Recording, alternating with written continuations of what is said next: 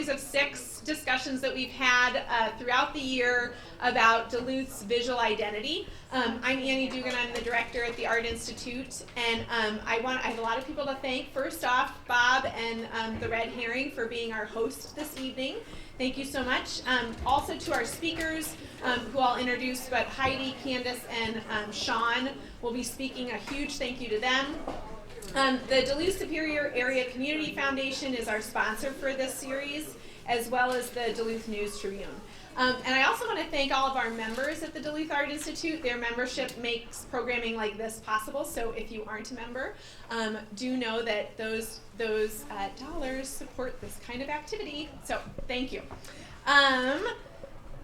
The whole series is about exploring Duluth's visual identity and exploring the excellence in design that we have here in Duluth, and celebrating individuals, companies, in a very general sense. So this idea that design is crafting beer, or distilling whiskey, or it's public art like we'll hear tonight, or it's leather goods, which we have in our community. So it's the idea that we are designing Duluth in a lot of different ways, and we're also designing an identity for ourselves. We have a unique voice, and it's important to celebrate that unique voice of Duluth. We sort of also had a not-so-secret mission in all these discussions of Minnesota being the North Coast and being North. Our hidden mission is planting our flag as Duluth is the capital of North. Like, if we're going to have a North Coast, Duluth better be the capital. It does not belong to the Twin Cities. God damn it. It belongs to Duluth. So that's sort of what we're doing too. So the goal of the series is all of that, but it's also to get creative people together in one spot and to make them talk to each other. So we're going to be like we're going to do the traditional, have people talk about their work, but then we're also, after that, we have a art activity, and we'll break up into small groups and you can do art activities, but there are prizes, and those prizes are gift certificates to get drinks at the Red Herring, which we're here. So it does behoove you to participate in the art and talk to other people that are around you. The whole series, like each event has a theme, and we've talked about how we embrace the cold in design, how Lake Superior plays a role in design. We had a whole series about the lift bridge and whether it was a scourge or a something to celebrate. It was a scourge on design in Duluth. So this one is by far the most amorphous. This one, the topic is Minnesota nice, good, bad, nice, question mark. And it ended up sort of being a catch-all, but in sort of I think that gives room for discussion. Wikipedia describes Minnesota nice as the stereotypical behavior of people born and raised in Minnesota to be courteous, reserved, and mild-mannered. The cultural characteristics of Minnesota nice include polite friendliness, an aversion to confrontation, a tendency towards understatement, a disinclination to make a fuss or stand out, emotional restraint, and self-deprecation. Critics have pointed out that the negative qualities also exist, such as passive-aggressiveness and resistance to personal change. That resistance at an individual level can be ironic, as the state is a leader in social progressiveness. So our speakers this evening, we're sort of fitting them in this way, and we're looking at sort of the nice design of people like Candace, and the Hemlock's leather goods, and the idea of nice being like, this is really nice stuff. We're also looking at Sean Elmquist and the work that he does with Chaperone Records and with Men as Peacemakers as like the social progressive. Men as Peacemakers is sort of the social progressive nice part. And then we've invited the Clayton Jackson McGee Memorial Committee. Heidi is going to speak about that. We really wanted to include public art in this series, and we felt like this fit really well with the fact that we sometimes want to, not bring up painful stories to the surface and talk about those things. And when we're thinking about Duluth design and Duluth identity, telling those diverse stories and telling those stories that might make us feel uncomfortable, I think is a really important part about how we look at ourselves and how we establish our voice as Duluth and including those. So we're gonna start with Candace, and it is Candace's birthday today. So I have a terrible voice, but I'm gonna start us off. Happy birthday to you. Happy birthday to you. Happy birthday, dear Candace. Happy birthday to you. So Candace is an amazing designer. She could really be anywhere in the world that she wants to be creating the work that she's creating. But she has decided to have Hemlock's Leatherworks right here in Duluth, and I'm actually going to pull up the website so that she can speak behind that. But we are so incredibly fortunate that she's decided to create her craft here. So I'm going to pass it off to Candace. Thanks. So nice. Okay. Hi. It's my birthday, but I'm sad about Prince. Yeah. I know. And I had food poisoning yesterday, so it's been like a roller coaster. I'm a little woozy if I have to sit down. All right. Can you hear me okay? I'm shorter than you. Oh, it should just. I could actually. Do you want to sit? I can put. If you're woozy, I can get a. I think I'm stool. okay. Okay. If I have to, I'll just sit on the side of the couch. Michael Smizek designed my beautiful website, by the way. Smishek? I never see your name. Second time. Okay, Smishek. Yep. Smishek. He designed my website and did an amazing job, and he's great to work with. So, and he took all the photos too. So, hi. Yeah, my name is Candace, and I'm the owner of and the sole maker of Hemlock's Leatherworks. So I make shoes and leather goods primarily, accessories, and yeah, I landed in Duluth, and the way that I got here is kind of roundabout, so I guess I can tell my whole story. I went to UMD, graduated in 2008, fell in love with Duluth in college when I first saw the Black Ice Snakes at the North Shore. And I was a little impressionable 18-year-old, and I was hooked after that. But when I graduated, I was really ready to get out. I worked for the News Tribune while I was in college, and then I worked in the fashion journalism with Minneapolis St. Paul magazine. And really fell in love with that, but I wanted to travel, so on a whim I moved to South Korea, lived there for 2 years, and did freelance journalism out of Seoul, and really fell in love with their minimalistic fashion, and also traditional craft of Asia. I was very into traditional craft before all of that, but that was where it was really kind of reignited. So when I knew I wanted to come back to the States, I wanted to come back to Minnesota, I went to the Northhouse Folk School. And they have a great program where every year they take 3 artists to live there and work there. And that's where I made my first pair of shoes with a shoemaker from Portland. And yeah, it was kind of like the perfect craft for me. Very utilitarian, but very beautiful, and still had that kind of fashion and design element to it. So after that, I went and apprenticed with a master shoemaker in New Hampshire. Lived with her for 6-7 months. Again, totally bought a one-way ticket to a stranger's house and just said, hope this works. And she was amazing, and she kind of kicked the Midwest out of me, I like to say, because not only was she so great with the learning the craft, but she really made me believe in myself and stand up for my worth, basically, which I think is kind of hard for us to do sometimes in Minnesota and the Midwest. It was something that, needed to be reaffirmed in me that I could do it, and having an outsider perspective of someone who didn't know me, didn't know my background, to have it solely be based on my work was very validating for me and encouraging. So I still work with her. After that, I went to New York City for a while, did some work with some shoemakers there, did shows in Baltimore, Atlanta, San Francisco, and then came back to Duluth. And then it was a matter of kind of figuring out how I was going to make shoes here, because as you can imagine, it's very specialized. You need a lot of machines, you need a lot of tools that you can't just go out and buy.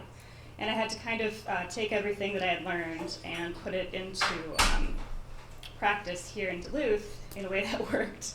And what I came up with Michael's help, and my designing of the products is what's currently Hemlock's other works. So the shoes are completely handmade by me. I can post them up. There's a picture.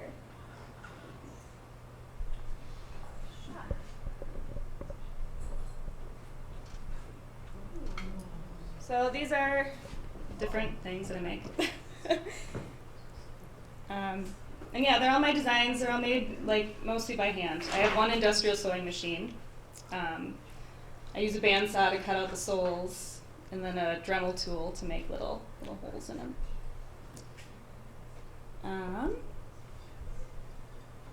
There's more. So it kind of gives you an idea of my work if you're not familiar with it already. And so that was just February of 2015, so it's only been a little over a year. And in the last year, I was fortunate enough, so I was selected as one of 8 nationally emerging artists to participate in the American Craft Exposition in Chicago, which was a huge deal, and one of the top 50 national artists by the American Craft Council as well, which was huge. And in my first year of business, that was a little overwhelming, and then I did a lot of shows all around the country too. I did an insane amount of shows last year. I'll never do that again, but I learned a lot. And again, it was so great to take my work to where people don't know me and have people, take it to San Francisco or to New York and have them love it. So that was very validating, but in my mind I always thought that I could live in Duluth, because I love Duluth, I love living here, but that I would have to go elsewhere to sell my product. And the most rewarding thing I think about having come back and set up my business here is that the community has been so hugely supportive. And given my experience with the Northhouse Folk School in Grand Marais and with the businesses in Minneapolis that I continue to work with, I feel like my community kind of extends through all 3 places, and then being in Duluth, being right in the middle, is kind of the best. And yeah, Minnesota nice. There's a sense of community here. I throw the word community around a lot, especially if you have ever been to the Northhouse Folk School. It's like hands, community, craft, hands, community, craft, everywhere. But there really is something to say about how important community is, especially for artists and makers, designers. I'm by myself in my studio all day, that's all I do. And so, to have this extended support is so huge to me, and that's been the nicest part of Minnesota. It's not like that everywhere. It really isn't, in my experience. But then, on the other side of it, it's like sometimes I feel like we're kind of afraid to shine so brightly, or to kind of own our greatness, or own what we have to offer, our talents, etc. And so if I could say one thing bad about Minnesota Nice, it's that I wish that part of it could go away. I didn't like this topic when it wasn't that I didn't like it, but I kind of struggled with it when I was told that this is what I was going to have to talk about, because I didn't really quite feel that I related to Minnesota Nice as we think of it. I think it's kind of an antiquated notion of this passive-aggressive, casserole-eating, Fargo-speaking kind of culture. So I think that what is emerging is a whole new kind of Minnesota Nice. And that's the Minnesota that I'm really excited about. And that's the Minnesota that I want to live in and to invest in and to kind of be a part of this kind of renaissance or new wave. I feel that Minnesota has such a great reputation for high quality, for hard work. And that's why I want to be based out of Minnesota, and particularly Duluth. We have an immense amount of freedom here. You can basically do whatever you want. If you're willing to work hard enough, you can make it happen. And so that's my story, I guess. And if I could ever help anybody to do that for themselves and their passions, then I'm happy to do it. So, thank you. I don't know.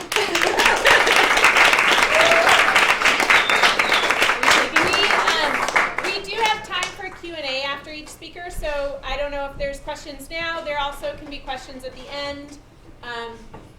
You don't have to take a number, but are there any questions now? Yes. Website. The website is hemlocksleather.com. And she does have classes coming up. I think that's a neat part that Candace is actually sharing her talents with others. And I'm opening a brick and mortar store, which is the most exciting thing ever.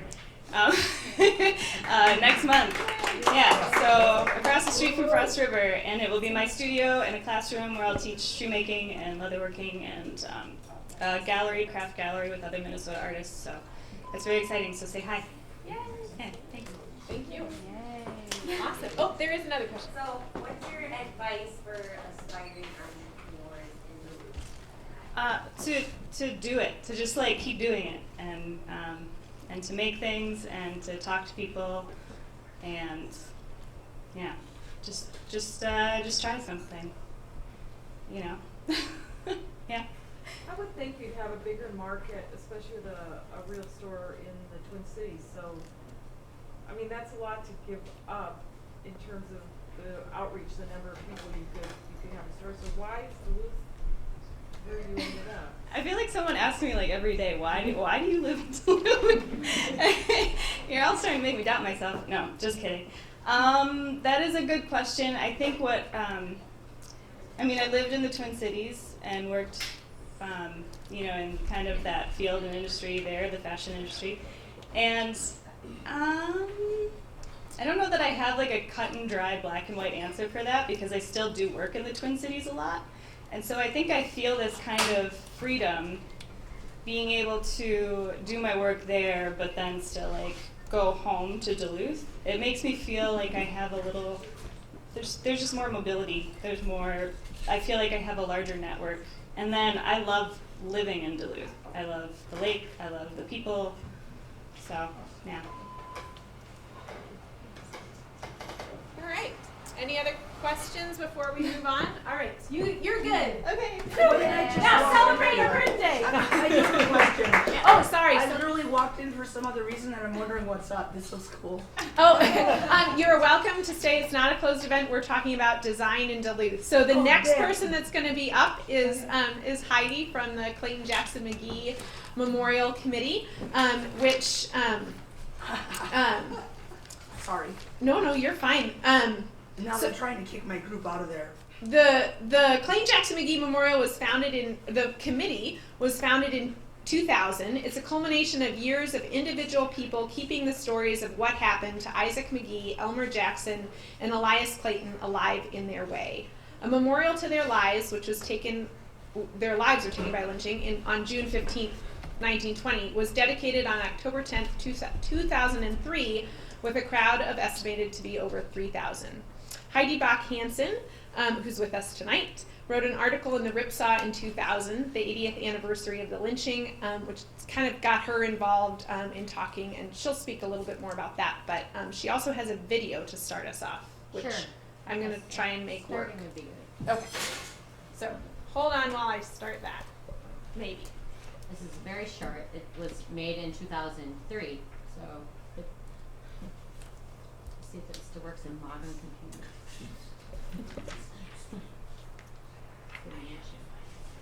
And we did get it to work, but there was patience involved, so you can let Candace's words sit with you while we have. I could also.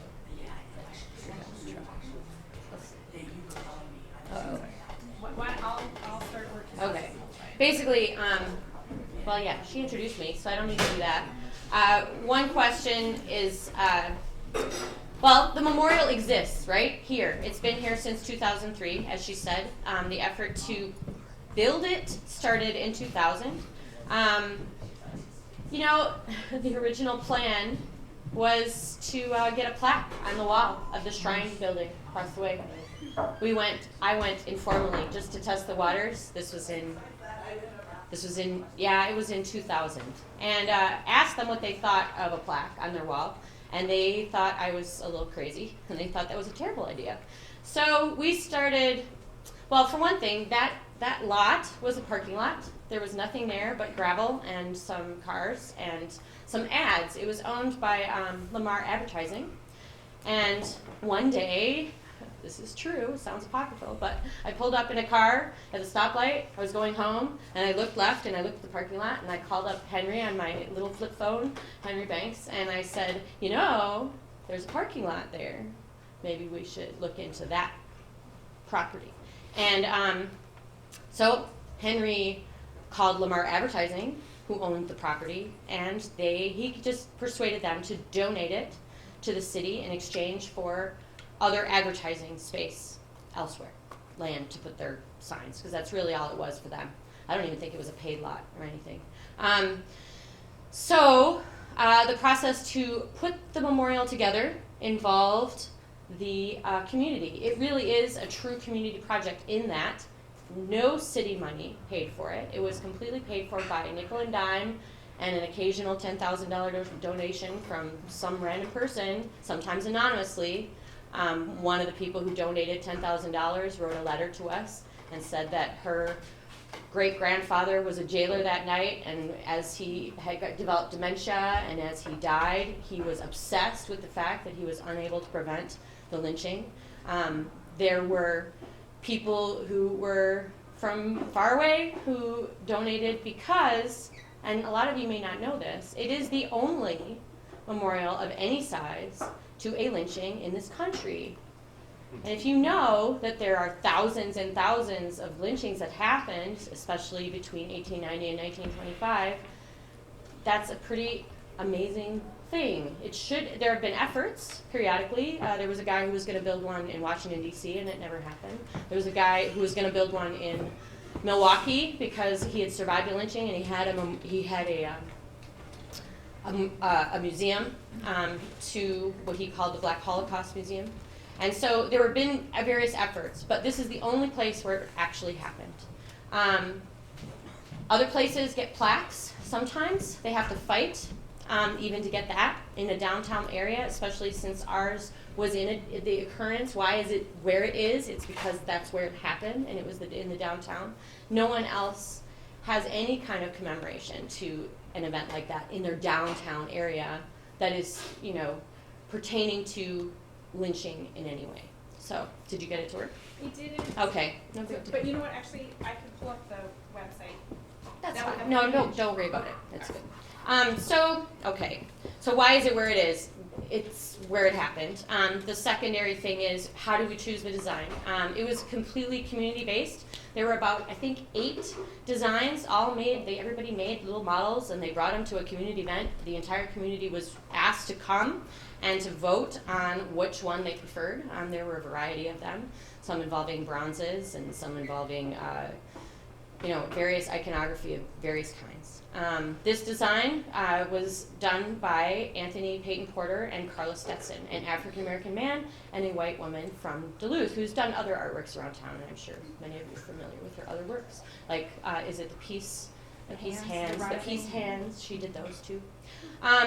The 3 men, the representations of the 3 men on the wall are, they were young men in the community who volunteered to be cast to stand up for the lynching victims, and the reason is because the only photograph we have of the 3 men who were murdered is the lynching photo, which many of you have seen, and in fact will pop up in places where it is considered one of the most horrific postcards/photos of a lynching scene in the country. So we don't have any other photos of these men. So 3 young men stood up, and they were dressed with dignity, and Carla chose their clothes very carefully because she wanted to give them dignity in death that they were not being given in life. And they basically look across to where the light pole was at the time. It's not universally loved. It is true, that memorial. We had, I don't know if some of you know, but some years ago, a woman who was a professor, an outsider person, came in and was like, she disliked it completely. I don't remember. So she wrote a letter to the editor, and she really laid out her case for why she felt it was problematic. So it certainly was a community choice, but yes, of course, it's not universally loved for its design. It is meant to look like a book, basically to walk in, and it's also meant to stand up in a way for all the other lynchings and racial murders and racial violence, but then it kind of, as you go through it and you read the quotes, it sort of, it expands to a lot of violence in that way. There is a quote on it that is considered problematic by many in the community, the George Bernard Shaw quote. It says that a native elder, it's about the feeding the two dogs quote. Originally, I believe it didn't even have George Bernard Shaw's name on it, and that was pointed out that it was no anonymous native elder who wrote this thing, that in fact it probably was a poor choice of a quote because of issues about the cultural feelings about dogs, and there's been objection over time. We just chose not to erase it or pull it off and give a new quote, but we are thinking Carla's original design had a raised place around where the plants are in the middle that could also have quote around the top, and we've already agreed that as a memorial board that we would like to put a locally based Ojibwe or Anishinaabe or Dakota quote there. So that process is so the process of developing a memorial is ongoing. People come visit it. I give tours all the time, seems like, lately. I'm back on the board. I'm the secretary, but I was a co-founder in the way beginning. So, well, what else can I say? So significantly for me, I too moved here from Chicago or far away. I moved here 21 years ago, and this is actually the one thing that I really participated in a great deal in the beginning. In 98 or 99, a girl I was helping to homeschool, we read the book together. The books used to be ensconced in the North Shore Theater in this back room in a box before it got republished in 2000, and I was one of those weirdos that would go around and give it to all my friends and make them read it, and have book clubs that imploded because of the discussion about racism that happened afterwards. So it was a long process, but yeah, so this girl, we read the book together, and she just said we have to go.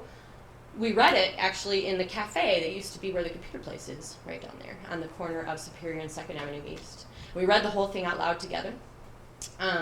She was deeply impacted by it. She was from West Duluth. She grew up there. She was 17. And she said, we have to go buy flowers, and we have to go up to that light pole, and we're going to put the flowers there, and we taped them up there, and we put a little note about why. This was in, like I said, 1999. And we noticed that people brought things overnight. They brought candles, and they brought flowers, and there was like a whole pile of stuff by the next day. And we realized that to the community, this was a great omission, that something needed to happen. When I started writing the article in the Ripsaw, I interviewed a lot of people, and we talked about how you cannot deal with, you can't be Minnesota nice if you're not going to deal with the stuff in the past, right? You can't even begin to talk about what it means to be decent people until you can acknowledge what the elephant in the room, you know. I would talk to people, and they would talk about this having happened as if it was a great secret. A lot of people knew, of course, but the book was not available widely until 2000 either, when the Minnesota Historical Society published it. So if you went to, say, the library in 2000 and you went through the microfilm, there would be one microfilm that was completely falling apart, well worn in the library, and it was the newspapers from that date. It's the only one. All the rest look completely untouched, but that one is just, you know. So people would go, and they would look this up, and they would try to find out more about it. It was a big deal, and it needed to be dealt with. If Roger was here tonight, he would tell you about why he moved here.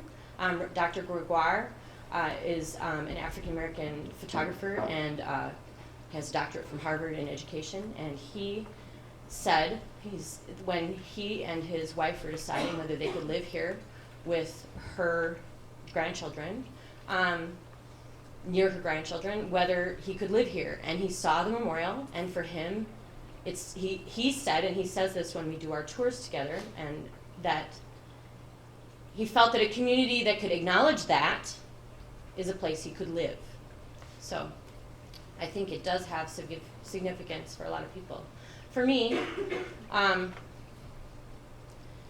and what the film would have shown, it's just like 3 minutes, but it basically shows the dedication. And for me, it was always, I didn't care about what it was exactly. It was about the interpersonal, and so it was the fact that only idea I ever had in my head about the whole idea, or to getting an artist to do something, was I wanted to have as many people there over the years, if not one time, as had been there in 1920 and June 15th.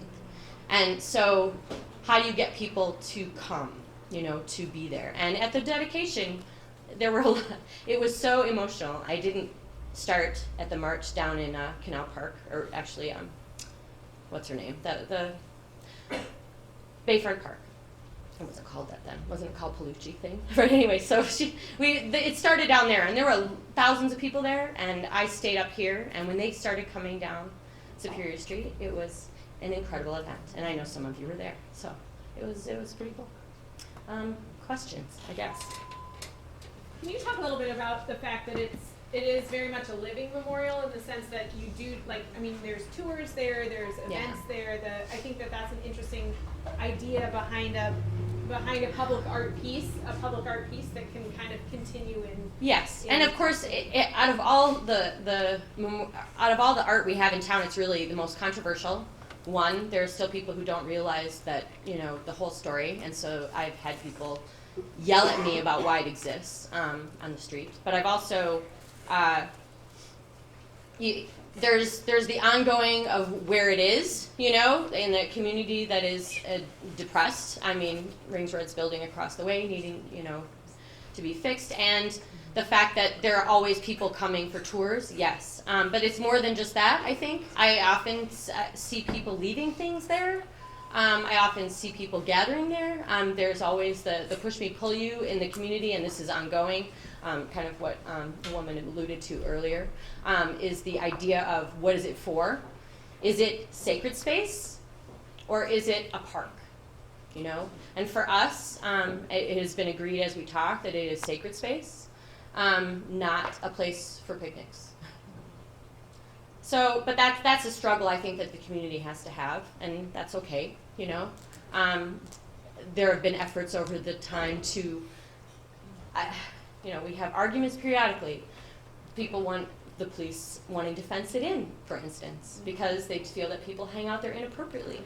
We as an organization, as a board, we are fully okay with anybody being there who is not damaging anyone or anything and are just existing on that space. We don't want little pikes put into the bench to prevent people from sitting there, and we don't want it locked at night because somebody might do something they shouldn't. To us, the law is the law, and if people are breaking the law, then arrest them, but we don't want it treated as if, people can't be there. People who live in the community wanting to gather there as a park, well, that's another community discussion that we talk about in the board a lot, which is that people on First Street should have a right to sit outside with dignity without being harassed by anyone, and that there is a lack of space on First Street for sure, which is why the memorial has become one of those places.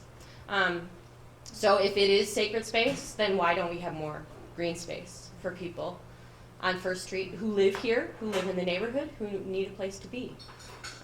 So yeah, it's ongoing. It's really, there's a lot always going on with discussions, really. Yeah, so. What's the name of the book? The book is called The Lynchings in Duluth. Prior to that, there was a small press. There was a man named Harlan Quist who was running the North Shore back in the early 90s, and he tried to put it out. It was called Trial by Mob, but that's the copies that I got. They never got out because Harlan Quist never paid his bills, I'm afraid. So that's why it never got distributed. And the one before that was published in the 70s, and it was also a small press that went out of business. It also had a title that some people had a real hard time putting on their shelves that involved the N-word, and it was based on a phrase that was said that night. And putting that on the library in the school library was kind of like there was a lot of question about that. It was a fact, but it was also a very provocative title. So yeah, it's available. I think in fact there's going to be a reissue. Yeah. Are you referring to the Fido book? Yes, Michael Fido's book. It's available. Yes. Google it. Right. And so, yes, go ahead. Oh, I wait until you finish. Okay, I'm done. If anybody has anything more to say, that's awesome. I was shocked when about a year ago had lunch with somebody and they were angry that that was here. Mhm. I just want you to know there's a lot of people that maybe you don't hear, but they're proud that it's here. Yes. That it raises a remembrance that needs to be remembered. We never get any healing if we just shovel everything under the table. So that's not a question. Thank you. Thank you. Yes. Can you say your name again? Because it's not in our brochure. What was that? Can you say your name again, please? Oh, Heidi Bach Hansen. Jody was going to speak and Yeah. then was out of town, so Heidi has stepped Yeah, up. So. I'm stepping in after, after screw up my notes. Yeah. So we're very appreciative. Anything else? Other questions? Thank you. Oh, Yes, Yeah, sir. right here. Are there hopes that your committee or your board, Mhm. whatever you may call it, has for the Paul Robeson Ballroom, redeveloping that? The board wants the neighborhood to be helped in whatever way that means. I mean, Sure. in a strictly physical sense, the sort of, what do they call that, the viewscape is an issue, If the Carter is falling apart from the inside, that's a problem for us. The pawn shop next door is, the guy is not operating his business and he's not doing anything about that building. And then you have the other one across the street. The view shed, that's it. That's a new word to me this year. So it's a big deal. Do we want the Paul Robeson? Well, that's a kind of a latter day naming, right? I mean, that came out maybe within the last 10 years. It wasn't named that before that, I don't believe. I still see the sign on the Right. The sign was put up in an effort, definitely, to make a connection. We've always kind of, I think, in our pie in the sky, we always hoped that there would be a museum to civil rights or to African American history in Minnesota, right next door. Some people were like, we could buy the pawn shop, But this all involves money we do not have by any means. And yes, it would be great if they would develop that building in whatever way they can. It sounds like the renovations are going to be quite expensive. I know that what would probably happen is the front, the cozy front, that new front to that building will be taken off. What that means for the Paul Robeson Ballroom, I don't know. I don't know anything about that building, really. Sure. So, Thank you. sure. okay. All right. Thank you so much, Heidi.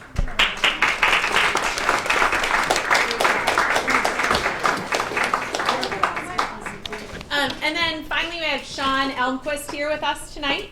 Sean is a musician, an artist, a designer, and I'm going to read a quote from his artist statement that I think sort of gets at what we're talking about tonight, but also is a great description of his work. He says, "My work is informed by my family's history in northern Minnesota as commercial fishers, The things that swim beneath the surface of reality are the things that sustain me." So, I will turn it over to Sean.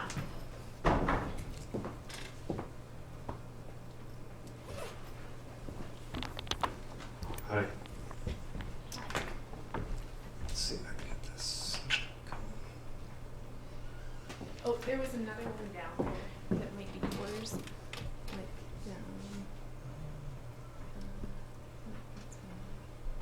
Okay. Thanks. Yeah.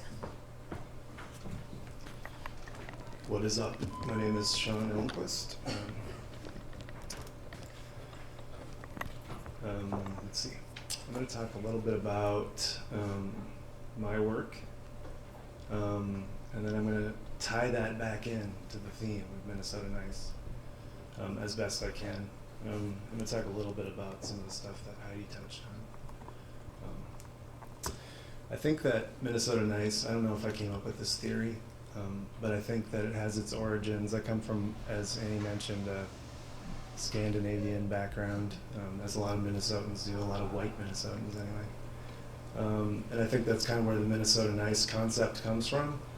There's this Scandinavian idea where the community kind of agrees to police the individual who tries to put themselves in front of the collective.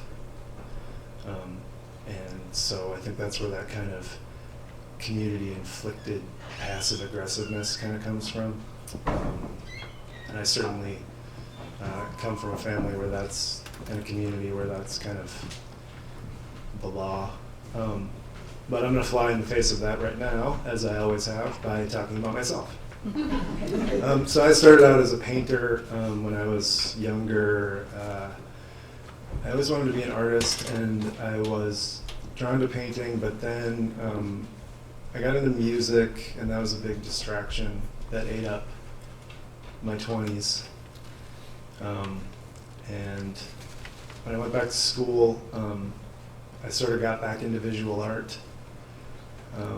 And I wasn't really into painting anymore, so I decided to pursue sculpture, which I'd had some experience with, but it just was so much more interesting. I mean, there's another dimension, the third dimension, and just pushing space around and stuff like that. So that's kind of the direction I went in. This is from a show I had at the DAI after I finished school at UMD. This is some work I actually did at UMD.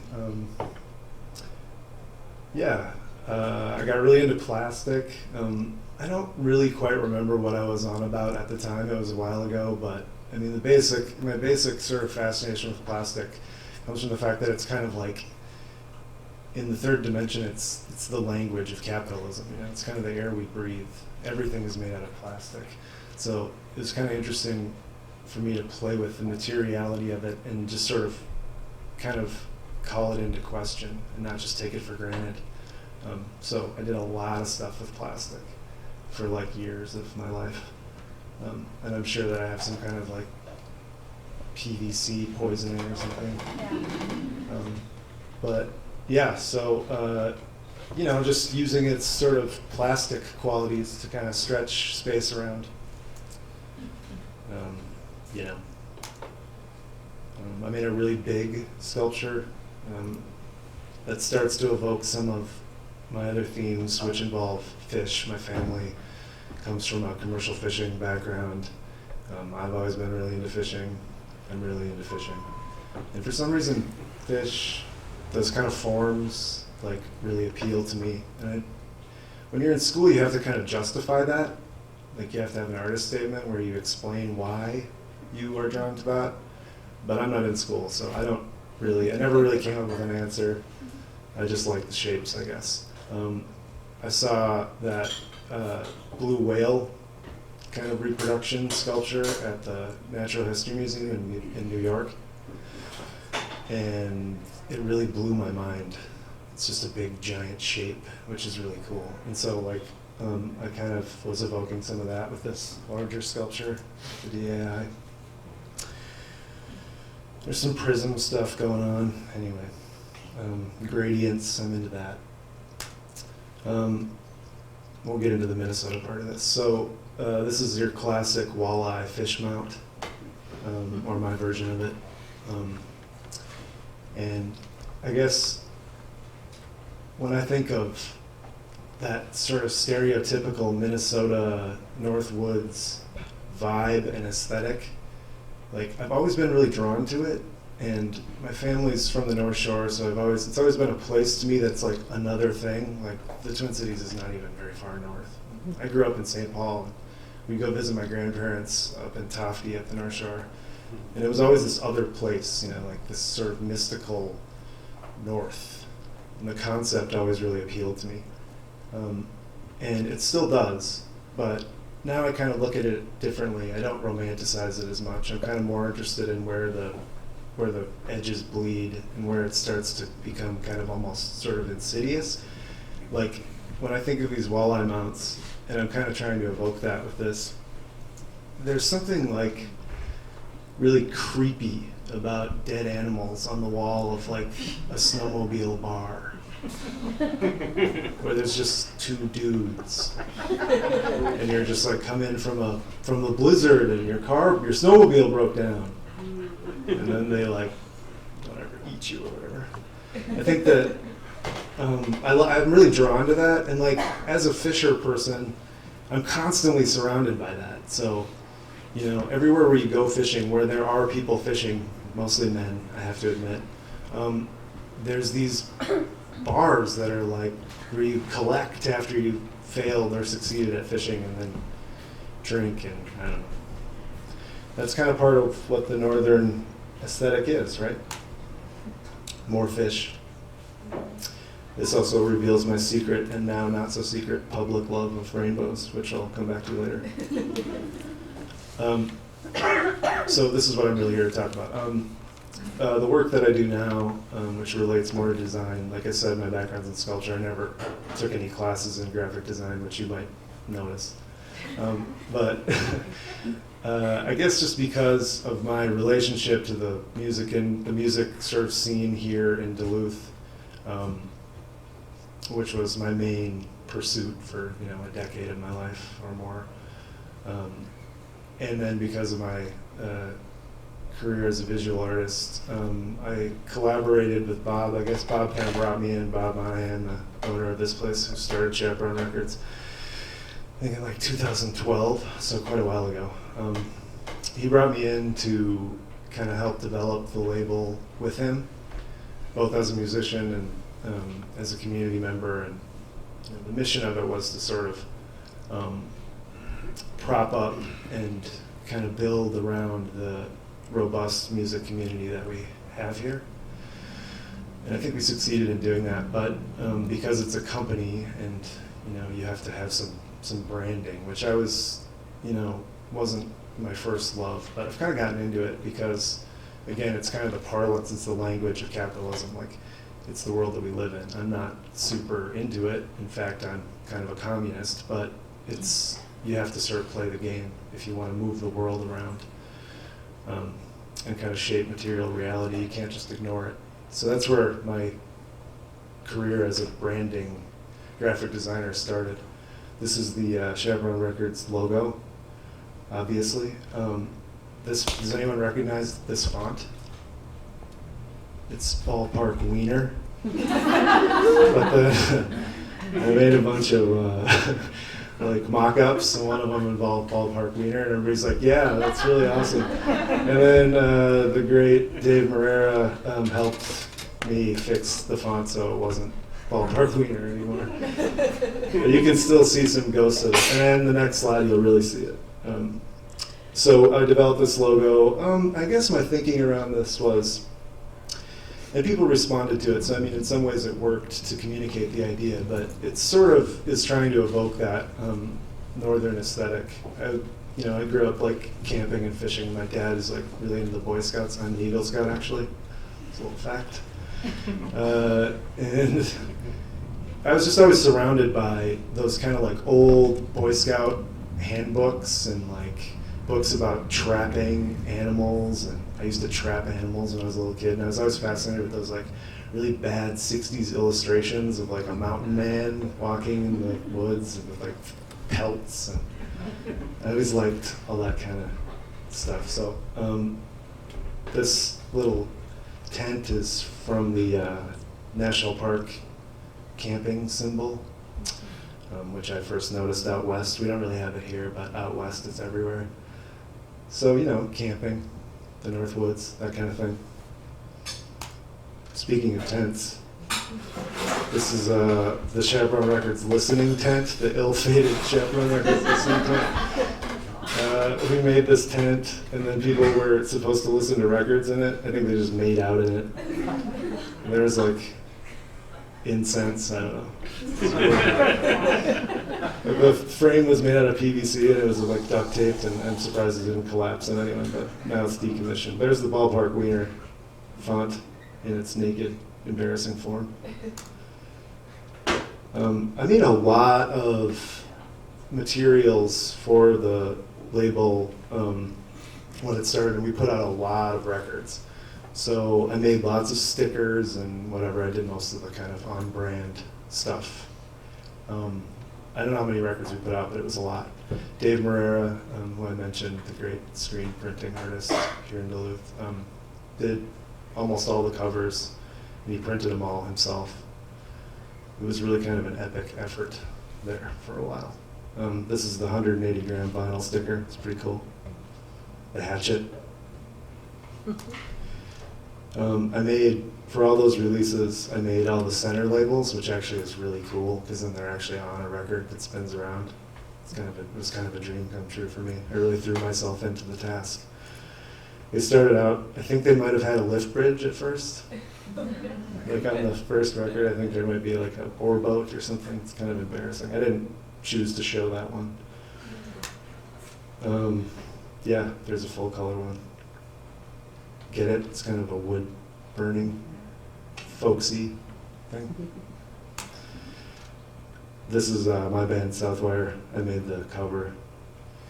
In the background I have some American quilts because it's Americana. So that work that I did at Chaperone Records sort of got me into graphic design, and that kind of leads me to where I am now, and I'll try to wrap this up. I work at Menace Peacemakers. I have for a long time, about 8 years. Menace Peacemakers, if you're not familiar with it, is a nonprofit here in Duluth that engages men in the prevention of violence against women, and tries to engage equitable communities and create equity. So in the last couple of years, I've kind of put most of my effort into my work at Menace Peacemakers. And the reason for that is because after all these years working in Duluth as an artist and especially as a musician, the Duluth music scene it's cool, it's inordinately robust for how small the town it is, but it's also really white and male dominated. And after a time that became really basically just really boring to me. So it started out as kind of just a sort of artistic boredom or annoyance with the lack of diversity. But through my work at Menace Peacemakers, it's kind of become about more than that. And it's sort of more about the health of our community and the well-being of people who live here, especially disenfranchised people, people of color, poor people, and in a lot of ways women, especially Native women, women of color. I think Duluth's biggest problem is that it's not diverse enough. A lot of people would probably agree with me. But as an artist, it's really a fundamental sort of, block in Duluth. I mean, it's a real problem. You can just feel it. It's a tangible thing, just walking around town. We're on First Street. What does First Street mean to all of you? It's like the place where you drive past the Mission. You see, street drunks, poor people. It's where you see, your chances of seeing a person of color on First Street are much higher than anywhere else in the entire town, except maybe up on 4th Street in the Central Hillside.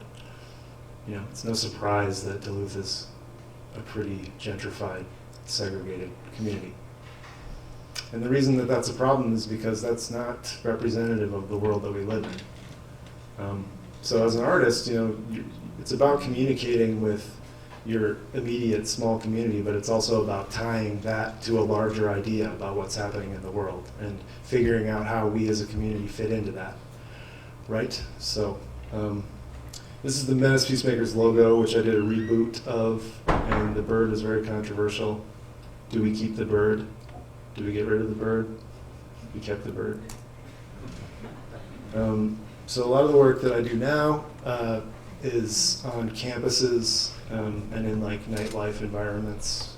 We just did a couple trainings with homegrown volunteers, training all the homegrown volunteers in bystander intervention, prevention of sexual assault, basically. I do a lot of work on campuses, talking to students about primary prevention, which is a kind of public health model where you sort of look at changing the environments. College campuses are really high-risk environments for sexual assault. They're high-risk environments for women. So we go to campuses and work with students. We organize groups of students to look at how they structure their party environments and make them safer and more equitable. These are some posters that I've done for different campus stuff that we've done. A little Beyonce. Yeah, basically, I design a lot of materials. Some of them are more involved than others. Some of them are pretty quick one-offs for specific events. But I just try to make materials that are somewhat subversive and that appeal to students that are on campus. And at bars too, we do some stuff with like trying to create safe environments in bars here in town. There's a rainbow. This is the spectrum of prevention, which is a deeply boring diagram of a prevention plan developed by the Minnesota Department of Health. We use it all the time, and it's actually a really awesome, like non-hierarchical way of looking at changing environments, but it's usually a block rainbow, so then I made it into this, which is more appealing to everyone. So yeah, I think that's it. Any questions?